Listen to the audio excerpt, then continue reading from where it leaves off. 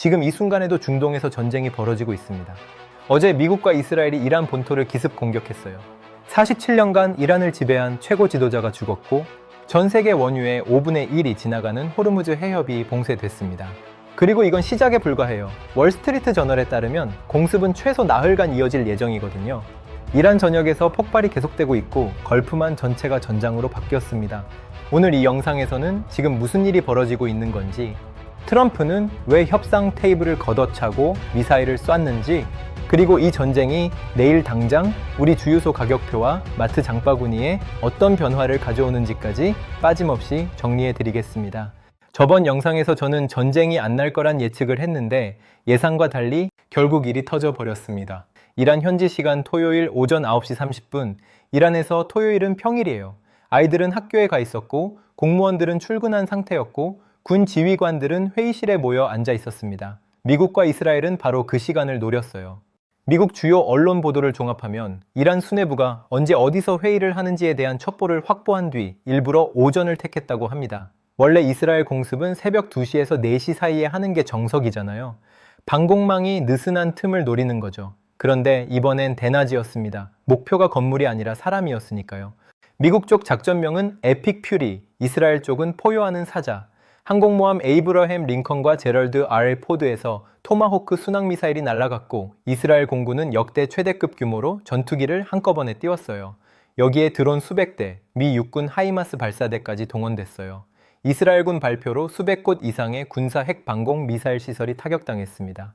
2003년 이라크 전쟁 이후로 중동에 이 정도 규모의 미군 화력이 집결한 적이 없었어요. 그게 한꺼번에 쏟아진 겁니다. 공습이 시작되고 약 1시간 15분 뒤 미국 동부 시간 새벽 2시 30분, 트럼프 대통령이 트루스 소셜에 8분짜리 녹화 영상을 올립니다. 카메라를 정면으로 응시하면서 또박또박 읽어 내려가는 톤이에요. 그런데 내용이 좀 충격적입니다. 단순한 작전 발표가 아니라 사실상 이란 국민을 향한 혁명 선동이 담겨 있었거든요. 트럼프는 이렇게 말해요. 미국 군대가 이란에서 대규모 전투 작전을 시작했다. 이란은 절대로 핵무기를 가져서는 안 된다. 혁명 수비대원들은 무기를 내려놓아라. 내려놓으면 안전을 보장하고 그렇지 않으면 죽음뿐이다.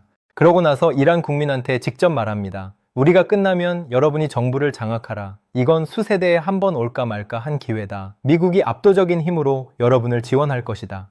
한 나라의 대통령이 다른 나라 국민한테 대놓고 정권을 뺏으라고 말한 거예요. 전쟁 선언과 혁명 선동이 하나의 영상에 동시에 담긴 전례 없는 장면이었습니다. 피해 상황을 보면요. 이란 전체 31개 주 가운데 20여 개 주에서 피해가 보고됐어요. 이란 적신월사 발표 기준으로 수백 명 규모의 사상자가 발생했습니다. 사망자 중 민간인이 상당수를 차지하고 있어요. 혁명수비대 산하 군사시설 여러 곳이 파괴됐고 이란 관영 통신에 따르면 수천 명의 수비대원이 죽거나 다쳤다고 합니다. 미국 정보 소식통을 인용한 보도를 보면 이란 고위급 수십 명이 이번 공습에서 사망한 것으로 전해지고 있어요. 그런데 숫자로는 다 담기지 않는 장면이 하나 있습니다. 남부 호르무즈간주에 미나브라는 도시가 있어요. 거기 샤자레 타이옙의 여자 초등학교에 미사일이 떨어졌습니다. 오전이었잖아요. 아이들이 교실에 앉아서 수업을 받고 있던 시간이었어요. 이란 사법당국 발표로 108명의 학생이 죽었고 92명이 다쳤습니다. 다만 이 숫자는 아직 독립적으로 검증되지 않았어요. 주요 외신마다 보도하는 수치가 조금씩 다른데 대체로 80명에서 110명 사이의 사망자를 언급하고 있습니다. 학교 바로 옆에 혁명수비대 해군 기지가 붙어 있었기 때문에 그쪽을 노린 건데 결과적으로 학교가 맞은 겁니다. 이란 유엔 대사는 긴급 안보리 회의에서 100명 넘는 아이들이 죽었다. 이건 전쟁 범죄다라고 말했어요. 구조대원들이 콘크리트 잔해 속에서 아이들을 끌어내는 영상이 퍼졌고 복수의 외신이 이 영상의 진위를 확인했습니다. 이 공습의 핵심 목표는 사실 따로 있었어요. 바로 참수 작전입니다. 이스라엘군은 하메네이가 머물던 테헤란 관저에 폭탄을 30발 집중 투하했어요. 하메네이는 당시 지하 벙커에 있었던 것으로 알려져 있습니다. 동시에 이란 고위 관리들이 모여있던 세 곳의 회의 장소가 일제히 타격을 받았어요. 보도를 종합하면 아지즈 나시르자대 국방장관, 모하마드 파크푸르 혁명수비대 총사령관, 알리 샤마니 국방위원회 의장이 이 공습에서 사망한 것으로 보입니다. 이스라엘군은 이란 보안 수뇌부 7명의 사망을 공식 확인했어요. 파르스 뉴스, 이건 혁명수비대 계열 언론인데요. 여기서 전한 소식이 더 충격적이에요. 하메네이 가족 일부도 함께 숨졌다는 겁니다. 시설을 부수려는 게 아니라 지도부를 통째로 날리려는 작전이었던 거죠. 이란도 가만히 있지 않았습니다. 공격받은 지 약 1시간 만에 혁명수비대가 방역에 나섰어요. 이스라엘을 향해 탄도미사일을 발사했고 중동 전역에 흩어져 있는 미군 기지들을 동시에 공격했습니다. 이란은 최소 6개국을 향해 수십 발의 탄도미사일과 드론을 쏟아부었어요. 바레인비 해군 제5함대 사령부, 쿠웨이트 알리 알살렘 공군기지, 카타르 알루데이드 공군기지, UAE 알다프라 공군기지, 혁명수비대는 이 4곳을 타격했다고 주장했습니다. 여기에 더해서 사우디, 요르단, 시리아까지 이란 미사일이 날아갔습니다. 걸프만 전체가 사실상 전쟁터로 바뀐 거예요. 두바이와 아부다비 일대에서는 요격된 미사일 드론 파편이 고층 건물과 호텔 인근에 떨어지면서 화재와 민간 피해가 발생했어요. 아부다비와 쿠웨이트 등에서 민간인 군인 수명이 숨지거나 다쳤고 쿠웨이트 국제공항에서도 드론 파편으로 직원 일부가 경상을 입었습니다. 대한항공을 비롯한 국제항공편이 줄줄이 회항하거나 취소됐고 이란, 바레인, 이라크, 이스라엘, 쿠웨이트, 카타르, 시리아, UAE가 전부 영공을 닫았어요.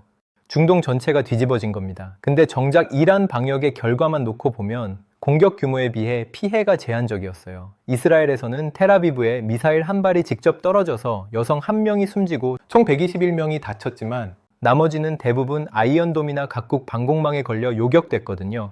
미국 중부사령부는 수백 발의 이란 미사일 드론 공격에도 불구하고 미군 전투 사상자는 없으며 기지에 가벼운 손상만 있고 작전에는 전혀 지장 없다고 발표했습니다. 이란 혁명수비대는 미군 수백 명을 사살했다고 주장했지만 미국은 물론 현지 어떤 독립매체도 이를 확인해주지 않고 있어요.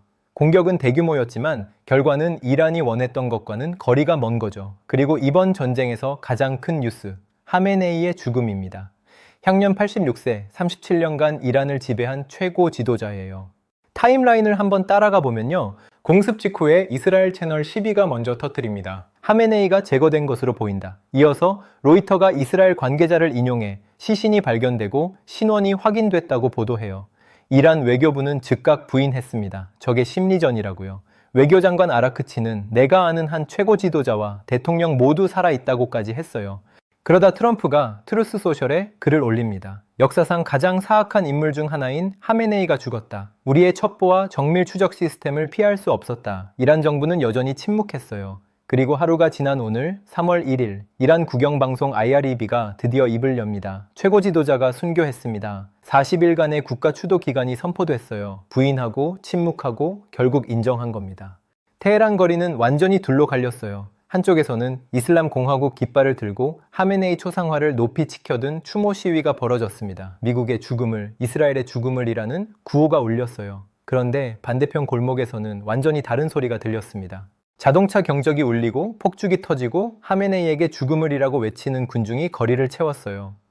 대학가에서는 I love 트럼프를 연호하는 목소리까지 나왔습니다. 사망이 공식 확인되고 나서는 거리로 쏟아져 나오는 시민이 급격히 늘었어요. 정부는 봉기를 막기 위해 보안군을 전진 배치하면서 인터넷을 다시 차단했습니다. 넷블록스 데이터를 보면 이란 전체 인터넷 접속률이 평소의 4%까지 떨어졌어요. 바깥 세상과의 연결을 끊어버린 거죠. 이건 어느 날 갑자기 벌어진 일이 아닙니다. 작년 6월 이스라엘이 이란 핵시설을 기습하면서 12일 전쟁이 있었잖아요. 미국도 B2 폭격기를 직접 투입해서 핵시설 3곳을 폭격했고요. 휴전은 됐지만 이란 경제가 완전히 무너졌어요. 화폐 가치가 바닥을 뚫었고 물가는 거의 50% 가까이 치솟았습니다. 거리에서 우유 한 통 살 돈이 없다는 비명이 터져 나왔고 작년 12월 말부터는 1979년 혁명 이후 최대 규모의 반정부 시위가 전국 100개 넘는 도시로 번졌어요. 정부가 시위대를 유혈 진압하면서 미국 소재 인권단체 HRA나 집계 기준 확인된 사망자만 7,000명이 넘습니다. 이란 정부 공식 발표로는 약 3,000명이에요. 실제 숫자는 이보다 훨씬 많을 가능성이 높다는 게 UN 전문가들의 지적이고요. 올해 1월 8일에는 인터넷을 사실상 전면 차단했는데 이게 하루 이틀이 아니라 약 2주 넘게 이어졌어요. 200시간이 넘도록 접속률이 2% 미만이었고 이란 역사상 가장 긴 인터넷 차단이라는 평가가 나왔습니다. 이런 상황에서 2월 초 오만 중재로 미국과 이란 사이에 핵 협상이 시작됩니다. 1차 무스카트, 2차 제네바, 2월 26일에 3차 회담까지 이어졌어요. 그리고 공습 바로 전날인 2월 27일 오만 외교장관이 놀라운 발표를 합니다. 돌파구가 마련됐다. 이란이 농축 우라늄 비축을 중단하고 IAEA 전면 검증을 수용하기로 동의했다. 평화가 손에 닿을 듯하다. 이 말이 나온 지 24시간도 안 돼서 폭격이 시작된 거예요. 평화가 눈앞에 있었는데 그걸 걷어차고 미사일을 쏜 겁니다. 여기서 트럼프의 진짜 속내가 보여요. 공식 명분은 핵 위협 제거였습니다. 하지만 하나씩 뜯어보면 얘기가 달라져요. 미국 국방정보국, 그러니까 DIA라는 곳인데요. 여기서 2025년에 발표한 공개 보고서를 보면 이란이 미국 본토까지 닿는 대륙간 탄도미사일을 개발하려면 2035년은 돼야 한다고 평가했어요. 최소 10년은 걸린다는 거죠. 트럼프가 말한 임박한 위협이라는 주장은 자기네 정보기관 분석이랑 맞지 않는 겁니다. 국방부도 작년 6월 공습에 대한 평가에서 이란 핵 프로그램이 1년에서 2년 정도 후퇴했다고 봤습니다. 다만 초기 정보 평가에서는 수개월 후퇴에 불과하다는 분석도 있었어요. 2003년에 사담 후세인이 대량 살상 무기를 갖고 있다며 이라크를 침공했는데 결국 아무것도 안 나왔잖아요. 그때랑 구도가 닮았다는 분석이 여기저기서 나오고 있어요. 물론 한 가지 변수는 있습니다. 공습 직전에 IAEA가 이란이 작년 폭격에서 살아남은 지하시설에 고농축 우라늄을 몰래 숨겨뒀다는 걸 발견했다는 보도가 있었거든요. 그래서 상황이 한쪽으로만 단순하지는 않아요. 그래도 타이밍을 보면 정치적 계산이 안 보일 수가 없습니다. 트럼프 지지율이 2월 기준 39%예요. 2기 들어서 역대 최저치입니다.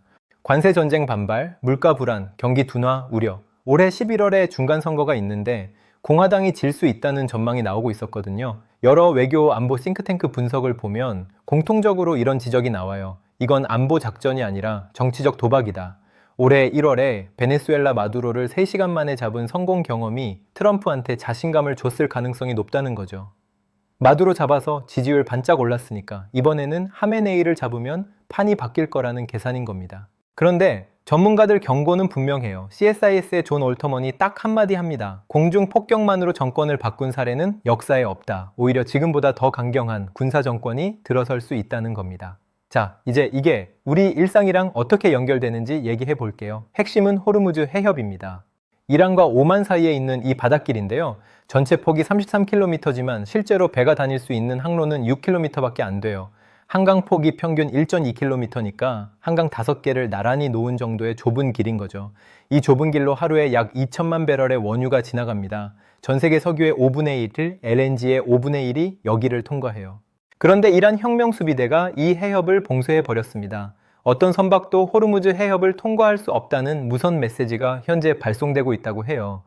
이게 한국한테 왜 치명적이냐면요. 한국은 에너지의 90% 이상을 해외에서 사옵니다.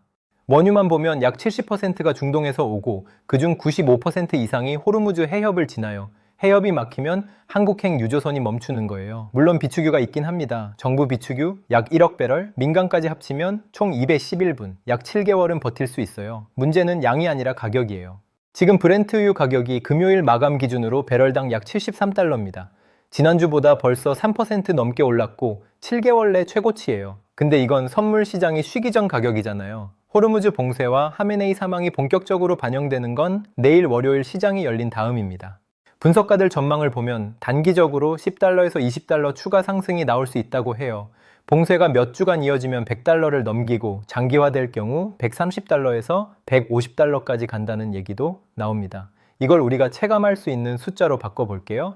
지금 전국 주유소 휘발유 평균가가 리터당 약 1691원이에요. 국제유가가 움직이면 주유소 가격에 반영되기까지 대략 2주 걸리거든요. 유가가 10%만 올라도 휘발유는 리터당 100원에서 150원 정도 뛸 수 있어요. 출퇴근용으로 차를 모는 분들, 지금 월 주유비가 대략 15만원 안팎일 텐데 유가가 10% 오르면 월 2만원 정도 더 나갈 수 있다는 얘기입니다. 근데 이건 가장 가벼운 시나리오고요. 배럴당 100달러를 넘기면 리터당 2,000원 돌파가 가능하고 최악의 경우 150달러까지 가면 리터당 2,500원 이상도 나올 수 있어요. 월 주유비가 20만 원을 훌쩍 넘기는 거죠. 기름값만의 문제가 아닙니다. 난방비 오르고 택배비 오르고 항공료 오르고 공장에서 만드는 물건 가격까지 전부 같이 올라가요. 석유가 경제의 혈액이니까요. 기름값이 뛰면 운송비가 뛰고 운송비가 뛰면 마트 진열대 위 가격표가 바뀝니다. 과거 분석을 보면 국제유가가 10% 오를 때 한국 수출 단가는 약 2% 오르고 수출 물량은 약 2.5% 줄어드는 것으로 나타났어요. 수출로 먹고 사는 나라에 이중 타격이 오는 겁니다.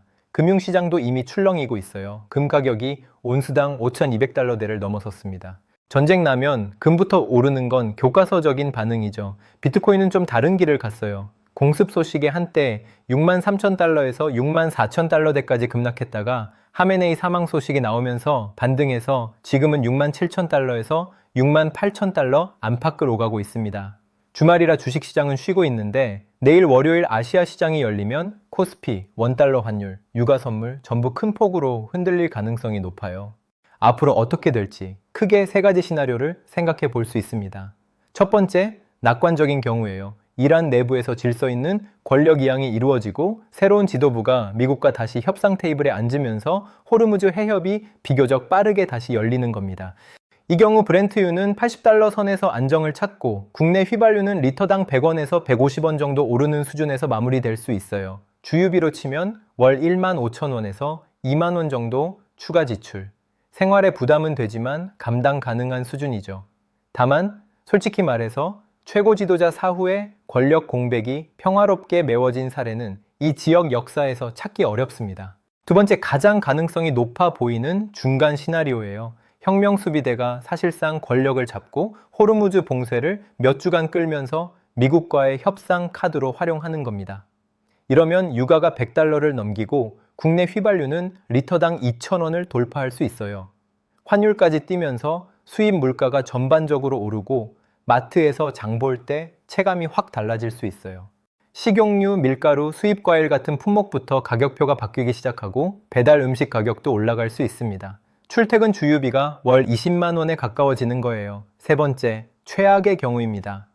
혁명수비대 강경파가 전면 보복전을 선언하고 미국과의 직접 교전이 확대되는 시나리오예요.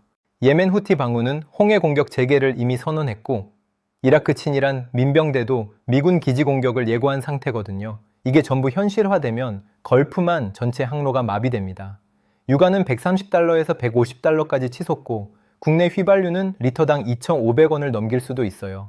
이 정도면 택시 기본요금 인상이 논의되기 시작하고 물류비 폭등으로 택배비와 음식 배달비도 줄줄이 오를 수 있습니다. 1970년대 오일 쇼크에 버금가는 글로벌 에너지 충격이 오는 거예요. 기름값만 오르는 게 아니라 전 세계 경기 자체가 꺾일 수 있습니다. 지금 이 시간에도 상황은 계속 움직이고 있어요. 이스라엘 공군은 이란 방공망과 탄도미사일 발사대를 겨냥한 2차 공습을 진행 중입니다. 이란 혁명수비대는 이스라엘 국방부와 군사기지를 향한 새로운 파상 공격을 예고했고요. 후티 방군은 홍해에서의 공격 재개를 선언했어요. 유엔 안보리가 긴급회의를 열었지만 미국은 자위권을 주장하고 러시아와 중국은 무모한 침략이라며 비난하면서 합의점을 찾지 못했습니다. 이란은 이 공습을 전쟁 범죄라고 규정한 상태예요. 내일 월요일 아시아 시장이 열립니다. 코스피가 어디까지 빠지는지, 원달러 환율이 얼마를 찍는지, 유가 선물이 몇 달러에서 시작하는지, 이 숫자들이 이번 전쟁이 우리 생활에 얼마나 깊이 파고드는지를 보여줄 겁니다. 주유소에서, 마트에서, 난방비, 고지서에서, 택배 송장 위에서, 중동에서 터진 미사일은 결국 우리 지갑을 흔들어요. 지금 이 순간에도 상황은 바뀌고 있습니다. 아마도 내일 증시가 상당히 처참할 것 같습니다. 모두 내일 아침 주유소 가격표를 한번 확인해 보시고 앞으로의 추세도 당분간 지켜봐야 할 듯합니다. 시청해 주셔서 감사합니다.